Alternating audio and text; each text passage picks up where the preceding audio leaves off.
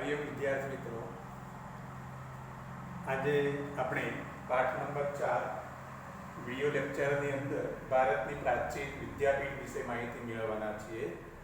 ભારતની જે પ્રાચીન વિદ્યાપીઠ છે એ વિદ્યાપીઠોની અંદર આપણે વારાણસી વિદ્યાપીઠની માહિતી મેળવવાના છીએ. આગળ 3 વિદ્યાપીઠ વિશે શીખી ચૂક્યા છે. વારાણસી એનું જૂનું નામ છે કાશી.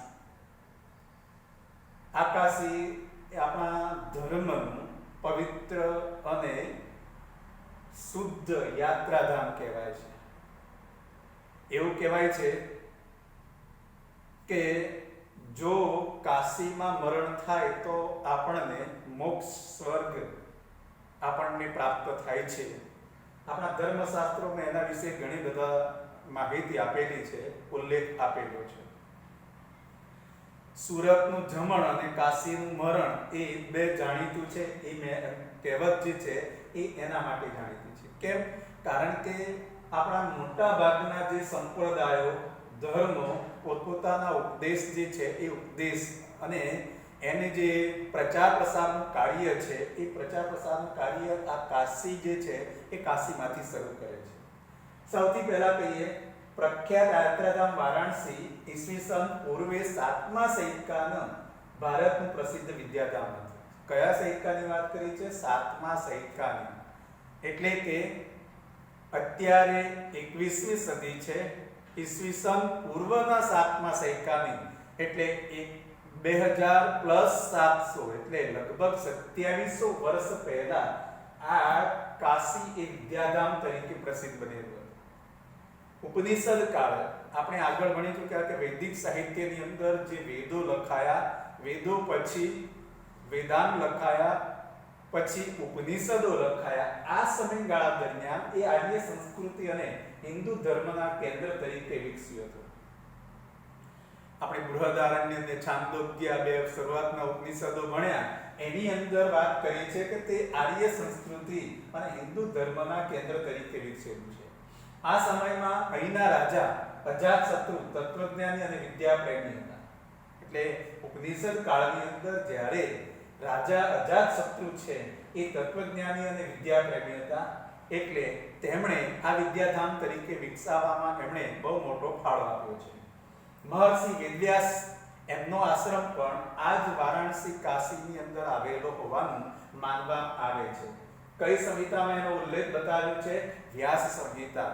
વ્યાસ સંહિતાની અંદર મહર્ષિ વેદવ્યાસ જેમણે મહાભારત લખ્યું છે તેમનો જે આપણે કહીએ છીએ આશ્રમ અહીંયા છે. ભગવાન બુદ્ધે પણ વારાણસી કાશીમાં બૌદ્ધ ધર્મનો પ્રચાર અને પ્રસાર કર્યો હતો. કેમ? કારણ કે અહીંયા તમે જોયું છે કે બૌદ્ધ ધર્મનો જે પ્રચાર પ્રસાર છે એ પ્રચાર પ્રસાર પણ અહીંયાથી શરૂ થાય છે. એ સિવાય મહાન તત્વજ્ઞાની અને આદિ શંકરાચાર્ય કે જેમણે 4 મઠ સ્થાપ્યા હતા, તો એ આદિ શંકરાચાર્ય 4 મઠ જે છે એ 4 મઠ અને એમના જે વેદાંતના નૂતન સિદ્ધાંત છે એની સ્વીકૃતિ પણ આ કાશી જે છે એ કાશીમાં આવ્યા હતા અને કાશીમાંથી લઈને તેમણે આ નૂતન સિદ્ધાંતો છે એ પ્રજા સમક્ષ રજૂ કર્યા હતા. ચૈતન્ય મહાપ્રભુ બંગાળાની અંદર તમે આગળ ભણી ચૂક્યા કે બહુ ભક્તિ ગીતો લખ્યા છે અને આ ચૈતન્ય મહાપ્રભુ પુષ્ટિ માર્ગીય પ્રવર્તક છે. એટલે કે આપણે કહી શકીએ છીએ વૈષ્ણવ સંપ્રદાય એનો જે પ્રચાર પ્રસાર કહેવાય છે એ પ્રચાર પ્રસાર એમણે કાશીથી શરૂ કરેલો છે, અહીંયાથી પ્રતિષ્ઠા બનેલા છે. એટલે વલ્ભાચાર્યનો વૈષ્ણવ સંપ્રદાય જે છે એ કાશીની અંદર પ્રતિષ્ઠિત બન્યો હતો. આ સિવાય સમ્રાટ અશોક જે છે એ સમ્રાટ અશોકના આશ્રયથી વારાણસીનો સારનાથનો સ્તંભ છે એ પ્રસિદ્ધ વિદ્યાધામ બન્યો હતો. એટલે અહીંયા બૌદ્ધ ધર્મ જે છે એ ભગવાન બુદ્ધે પણ અહીંયા પોતાના ધર્મનો ઉપદેશ પ્રચાર પ્રસાર કર્યો અને સમ્રાટ અશોકે પણ બૌદ્ધ ધર્મ જે છે એ બૌદ્ધ ધર્મમાં પ્રચાર પ્રસાર માટે સારનાથ મઠ જે છે એના ઉપર પસંદગી ઉતારી હતી. આમ વિદ્યાધામ તરીકે કાશી જે છે એ કાશી એનું પ્રખ્યાત પ્રાચીન સમયથી આજથી લગભગ આપણે વાત કરી 2700 વર્ષ પહેલાની આ વિદ્યાલય કહી શકાય છે.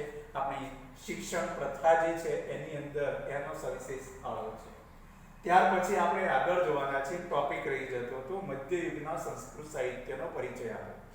તો મધ્યયુગના સંસ્કૃત સાહિત્યની અંદર આપણે મધ્યયુગની જે શરૂઆત કરી રહ્યા છીએ તો એ મધ્યયુગ ઉત્તર ભારતના એ મધ્યયુગની શરૂઆતમાં સંસ્કૃત ભાષા સાહિત્યની ભાષા હતી અને એ સમયગાળા દરમિયાન સંસ્કૃત ભાષામાં કવિ સોમદેવે કાશ્મીરની અંદર કથાસરિત સાગર ગ્રંથ લખેલો છે. એટલે મધ્યયુગની શરૂઆતમાં સંસ્કૃત ભાષા સાહિત્યની ભાષા હતી અને એ સમયે ઉત્તર ભારતમાં કાશ્મીરની અંદર સોમદેવે કથાસરિત સાગર લખ્યો અને એ જ રીતે કલ્હણે રાજતરંગિણી ગ્રંથ લખેલો છે. આ રાજતરંગિણી ગ્રંથ જે કાશ્મીરના ઇતિહાસને આલેખતો ભારતનો મહત્વપૂર્ણ ગ્રંથ કહેવામાં આવે છે. એની અંદર આખા કાશ્મીરની સુંદરતાનું વર્ણન જે છે એ કરવામાં આવેલો છે. એટલે બોર્ડની પરીક્ષાની અંદર આ પ્રશ્ન પૂછાઈ ચૂકેલો છે. આ ઓબ્જેક્ટિવની અંદર પૂછી શકે તેવા પ્રશ્નો છે. વાસ્તવમાં ભારતનો તમને કદાચ એમ પૂછે કે ભારતનો સર્વપ્રથમ ઐતિહાસિક ગ્રંથ કયો છે તો તમારે રાજતરંગિણી. તેમાં કોનું વર્ણન બતાવ્યું છે તો કે કાશ્મીરના ઇતિહાસને આલેખ્યું છે. કોના ઇતિહાસને આલેખ્યું છે? કાશ્મીરના ઇતિહાસને. એના પછી કવિ જયદેવ આવે છે અને જયદેવે ગીત ગોવિંદ ગ્રંથ લખ્યો છે અને આ ગીત ગોવિંદ જે ગ્રંથ છે એ ગ્રંથની અંદર એવું કહેવાય છે કે જે કાવ્ય સંગ્રહ લખાયો છે એ સુંદરમાં સુંદર કાવ્ય સંગ્રહ કહેવાય છે. દક્ષિણ ભારતની અંદર શંકરાચાર્યએ પણ ભાષ્યની સંસ્કૃતમાં જ રચના કરેલી છે. તો આ બધા સંસ્કૃત ભાષાના મહત્વપૂર્ણ ગ્રંથો થયા. હવે આ પ્રશ્નમાં આટલે સુધી લખવાનું છે પણ અહીંયાથી તમારે બે એક વાક્યો આગળ જે છે એના માટે કે હિન્દી ભાષાની શરૂઆત થઈ છે. આપણે અહીંયા કહ્યું છે કે સંસ્કૃતની પુત્રી સમાન હિન્દી ભાષાનો જન્મ થાય છે. કારણ કે એ સમયે આપણે શું કહેવાય છે ઉર્દુ ભાષા પછી હિન્દી ભાષા જે છે એ હિન્દી ભાષા એ સંસ્કૃતની પુત્રી કહેવાય છે. અપભ્રંશ ભાષા સોરી.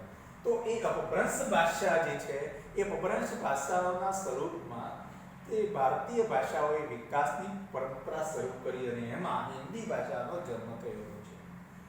એની અંદર હિન્દી ભાષામાં સર્વપ્રથમ જે કવિ ચંદમદ્રાઈ છે એમણે પૃથ્વીરાજ રાસો નામનો કાવ્ય લખ્યો અને તે પૃથ્વીરાજ રાસોની અંદર સૌ પહેલા એવું કહેવાય છે કે પૃથ્વીરાજ ચૌહાણે જે વીરતાપૂર્ણ કાર્યો કર્યા હતા એ વીરતાપૂર્ણ કાર્યોનું આ ગ્રંથની અંદર વર્ણન કરાયું છે.